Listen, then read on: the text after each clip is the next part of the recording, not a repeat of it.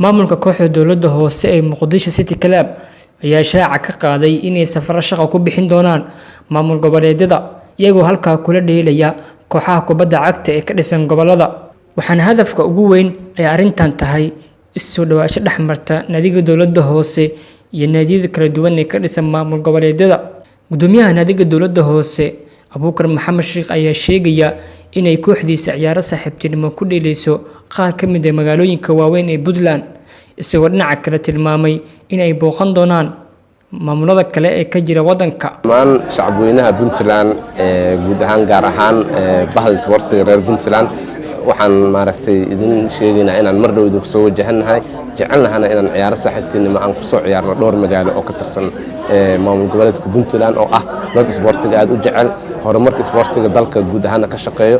waxaan rajaynaynaa inaan dhowr kooxood aan ciyaaro saaxiibtinimo kula soo ciyaarno magaalooyin kala duwan ee maamul goboleedka Puntland. Gudoomiyaha xiriirka Soomaaliyeed ee kubadda cagta Cabdiqani Saciid Carab ayaa kooxaha kubadda cagta kula daarmay inay ciyaaro saaxiibtinimo sanad kasta u qorsheystaan inay ku soo ciyaaraan caasimadaha kale ee wadanka, isagoo sheegay inay qayb weyn ka qaadanayso in gobolada wadanka laga helo ciyaaryahano badan oo anfaca kooxaha gudaha iyo xulka qaranka. In ciyaaro saaxiibtinimo gobolada lagu tago dalka aan bilaawno barnaamijkaas waxaa moodaa inay faa'iido weyn leedahay naadiga. waa aragteen hadda horyaalada wadamada kale intay kooxoodu bilaabin friendly matches sameeyaan meelo kale u tagaan oo kamid ah wadankooda inay ku soo ciyaaraan, laakiin gobolada in la tago oo ciyaaro saaxiibtin lagu tago horyaalka hor micno weyn u sameynaysaa kubadda cagta dalka. In badan oo ka tirsan ciyaartooyda ku nool maamul goboleedyada waxaa fursad u ah kaliya ka soo muuqashada ciyaaraha kubadda cagta maamul goboleedyada iyo gobolka Banaadir. Gudoomiyaha kooxda MCC Abuukar Maxamed Sheekh ayaa sheegaya in booqashooyinkan haddii ay badiyaan kooxaha waaweyn ee gudaha ay wax badan ka soo faa'iidi doonaan dhinaca barashada deegaanada iyo sidoo kale inay soo helaan ciyaartooy tayo wanaagsan oo door wacan ka qaadan kara guulaha kooxahooda.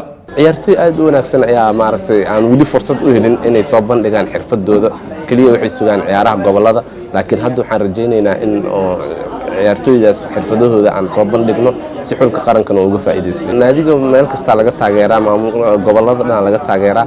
waxaan ballan ku qaadaynaa insha Allah anigoo ku hadlay magaca maamulka naadiga Muqdisho City Club ee dowladda hoose ee Xamar inaan gobolada dalka dhan aan ku tagno safar. Golfayaasha ciyaaraha gudaha ayaa iyagoo khudoodo qaba in arrintan tahay guul weyn loona baahnaa in la sameeyo xilli hore, waxayna madaxda ciyaaraha u soo jeediyeen in fiinalaha tartamada kubadda cagta dalka lagu qabto caasimadaha kale ee Soomaaliya si isdhexgalka bulshada iyo xiisaha tartamada gudaha ay u ballaartaan.